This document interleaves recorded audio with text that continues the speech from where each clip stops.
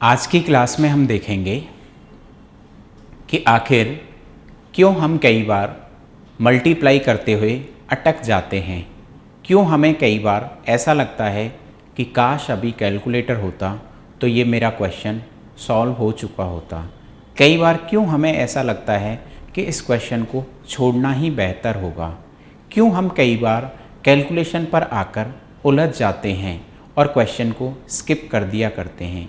इन सारे आपके क्यों का जवाब आज इस छोटे से वीडियो में आपको मिलेगा। देखते हैं कि आखिर जब हमें बड़े बड़े नंबर्स के मल्टीप्लाई करने होते हैं, गुणा करने होते हैं, तो जहां आकर हमारा पेन चलना बंद कर देता है, वहां से हम देखेंगे कि हमारी कैलकुलेशन बिना पेन के भी कितनी जल्दी हो सकती है।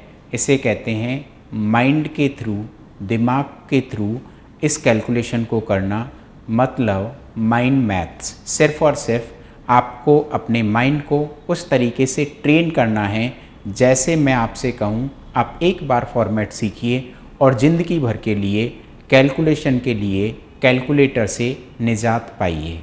अब देखते हैं क्वेश्चंस कि आखिर मैं कैसी कैलकुलेशन की बात कर रहा हूँ।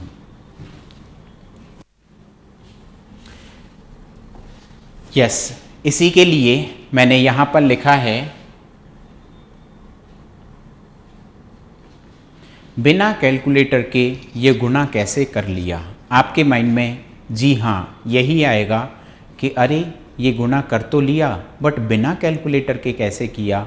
अब इसमें हमने कुछ केसेस बनाए हैं, कुछ कंडीशन बनाई हैं कि जैसे हमने इससे पहले के कुछ वीडियोस में 100, 200, 400, 500 के ऐसे नंबर्स लिए थे जिनमें हम स्क्वायर जितनी देर में हमारी ऐसे चुटकी बजती है उतनी देर में हमारे वैल्यू आ जाया करती है उस एग्जाम्पल की या उस क्वेश्चन की। इसी तरीके से अब ये जो मल्टीप्लाई करेंगे, हम पहले ऐसे नंबर्स को लेंगे जिनमें 100, 200, 500 मतलब राउंड ऑफ वैल्यू के आसपास के मल्टीप्लाई हो रहे होंगे।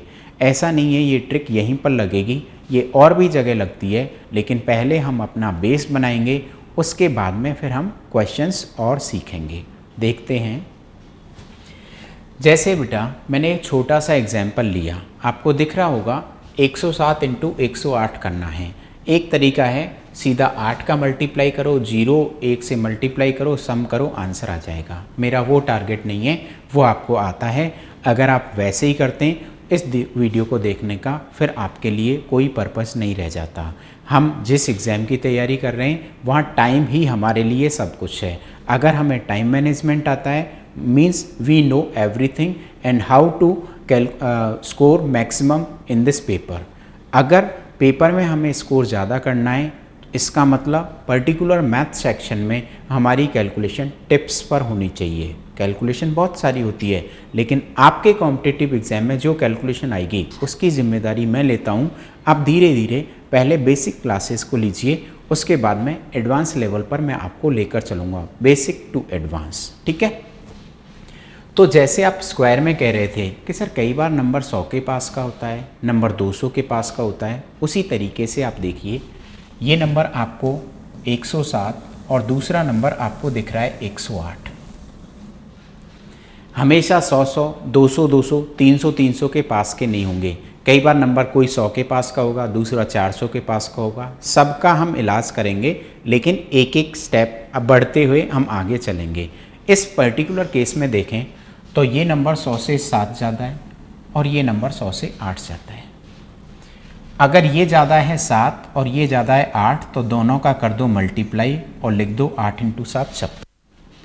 ये मल्टीप्लाई डिपेंड कर रहा है ये डिजिट कैसे हैं। एक डिजिट में भी आ सकता था, 2 में भी आ सकता था, 3 में भी आ सकता था। आपको हमेशा यहाँ 2 डिजिट लिख रहे हैं, नहीं मिल रहे हैं 0 लगाओ, ज़्यादा हो रहे हैं 2 लिखो, बाकी का साइड हटाओ।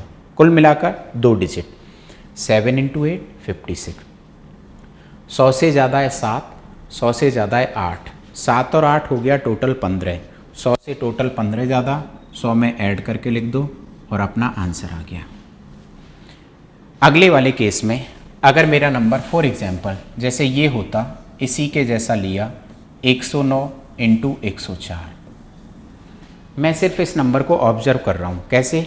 अच्छा, ये नंबर 9 ज़्यादा है, ये नंबर 4 ज़्यादा है, 9 इंटू 4 36 लिख लिया। 9 ज़्यादा है, 4 ज़्यादा है, टोटल 13 ज़्यादा है, 100 में ऐड किया 113 हो गया। क्या हर क्वेश्चन इस ट्रिक से सॉल्व हो सकता है? जी नहीं। अगर एक ही ट्रिक से पूरी मैथ सॉल्व हो जाती तो एक ही तरीका सीखना होता, 100 में से 100 मार्क्स आते। ऐसा नहीं होगा। ऐसा केस होगा तो हम इस तरीके के क्वेश्चन को जल्दी सॉल्व कर पाएंगे। ऐसा ही मैंने एक एग्जाम्पल और लिया, आपको दिख रहा होगा। ये ज़्यादा है 12, ये ज़्यादा है 4, 12 इंटू 4 हुआ 48, 12 और 4 16, 100 में ऐड किया, ये हो गया 116 48, वैल्यू आ गई। नेक्स्ट वाले पर आते हैं। फॉर एग्ज़ाम्पल, जैसे मैंने कहा एक नंबर है 98 और दूसरा नंबर है 92। आप कहेंगे इस बार नंबर ज़्यादा नहीं है, कम है। कोई बात नहीं, घबराने की कोई बात ही नहीं है। आप मुझे बता दीजिए ये नंबर कितना कम है, किसके पास है? 100 के पास है। कितना कम है? 2 कम है। 2 कम है तो -2। कम तो लिख नहीं सकते, मैथ्स में कम का मतलब माइनस, ज़्यादा का मतलब प्लस। ये वाला नंबर कितना कम है? 8 कम है, लिख लिया। आपको याद होना चाहिए, कम होता है चाहे ज़्यादा हो, ज़्यादा होता है तो भी मल्टीप्लाई करते हैं, कम होता है तो भी मल्टीप्लाई करते हैं। ये आपस में मल्टीप्लाई होंगे। 2 इंटू 8 16। मुझे बताने की ज़रूरत नहीं है, माइनस माइनस प्लस हो जाएगा तो प्लस का 16 आएगा। 2 इससे ये कम है और 8 ये कम है, टोटल कितना कम हो गया? 10 कम हो गया। किससे? 100 से। 100 से 10 कम करें तो 90, और ये अपने पास में वैल्यू आ गई। इससे ज़्यादा था तभी भी तो हमने 100 में ऐड किया, ज़्यादा था तो ऐड कर दिया, कम है तो सब्ट्रैक्ट कर दिया, सीधी सी कहानी है। एक और लेते हैं। जैसे नंबर है 85, दूसरा नंबर है 95। इस बार मैं लिख नहीं रहा हूँ, आपको पता है ये नंबर 100 के पास में कितना कम है? 15।